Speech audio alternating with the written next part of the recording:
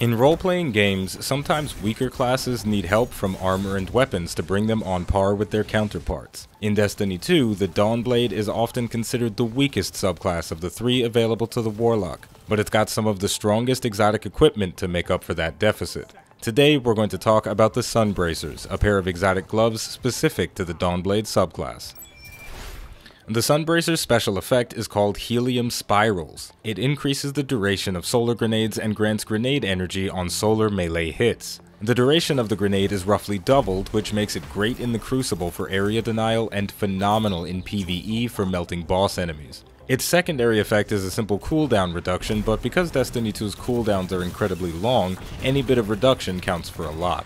The cooldown reduction on Sunbracers pales in comparison to a similar melee-focused pair of gloves, Karnstein Armlets, because the effect only applies when your melee ability is consumed. But it synergizes so well with the Dawnblade's Attunement of Sky that I've had a hard time switching off this armor piece and subclass combination.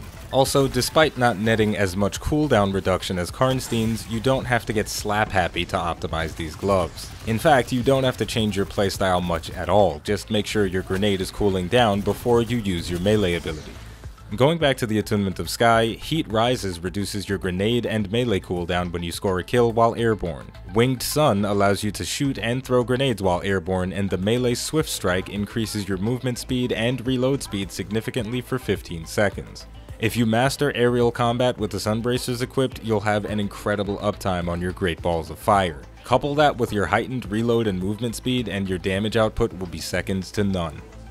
Overall, the Sunbracers are a phenomenal exotic, but I understand the Dawnblade is a lackluster subclass compared to the Stormcaller and Voidwalker.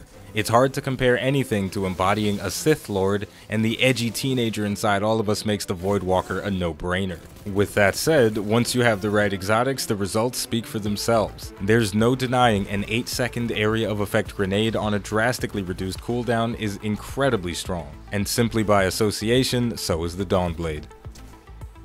So there we go. The Sunbracers are without a doubt an amazing exotic for the Dawnblade, but they're also a top tier exotic for the Warlock in general. If you're looking to deal a lot of damage, then these gloves are the way to go.